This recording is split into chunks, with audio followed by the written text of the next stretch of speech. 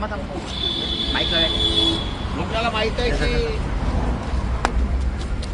उद्धव बाळासाहेब ठाकरे पक्षाचे प्रमुख उद्धवसाहेब ठाकरे आणि महाराष्ट्र नवनिर्माण सेनेचे प्रमुख राज ठाकरे साहेब ठाकरे या दोघांनी महाराष्ट्रामध्ये युती केलेली आहे। आज या दोघांनी जरी युती प्रत्यक्षपणे केली असेल, परंतु संपूर्ण महाराष्ट्राच्या जनतेच्या मनामध्ये हा विषय गेली अनेक वर्षांपासून एक नाही म्हटलं तरी घर करून बसला होता की महाराष्ट्रामध्ये असलेल्या मराठी माणसांचे पक्ष फोडण्याचा सपाटा हा भारतीय जनता पार्टीनं लावला होता। पहिली हिंदुहृदय सम्राट शिवसेना प्रमुख मान्य बाळासाहेब ठाकरे यांची शिवसेना फोडण्यात आली।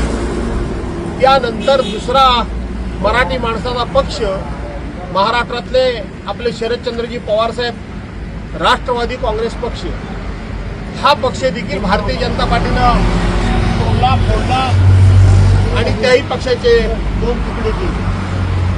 ज्या वेळेला अशा पद्धतीनं मराठी माणसांनी स्थापन केलेले पक्ष हे ज्या वेळेला तोडण्याचं काम सुरू होतं, त्याच वेळेला संपूर्ण महाराष्ट्रातल्या जनतेची भावना होती की आता मराठी माणसाला जर तारायचं असेल, वाचवायचं असेल, मराठी माणसाचा आवाज बुलंद करायचा असेल, मराठी माणसाचा न्याय हक्क हा शाबूत ठेवायचा असेल, तर राजसाहेब आणि उद्धव साहेब या दोघांनी एकत्र यावं ही अखंड महाराष्ट्राची इच्छा होती। आणि ती महाराष्ट्राची इच्छा या निमित्तानं पूर्ण झालेली आहे आणि त्याचा आनंद व्यक्त करण्याकरता म्हणून शिवसैनिक आणि मनसैनिक हे आपण सगळे एकत्र झालेलो आहोत।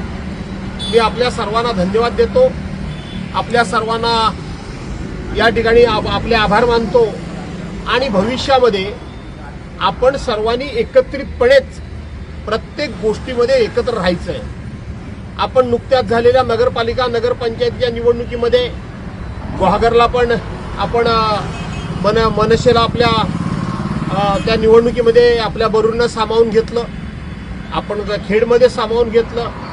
उद्याच्या होणाऱ्या जिल्हा परिषद पंचायत समितीच्या निवडणुकीमध्ये काही ठिकाणी त्यांच्या उमेदवारांना जागा देण्याचा आपण या ठिकाणी आपल्या मनाची तयारी केलेली आहे। त्या दृष्टीने सुद्धा आपण चर्चा सुरू ठेवलेली आहे।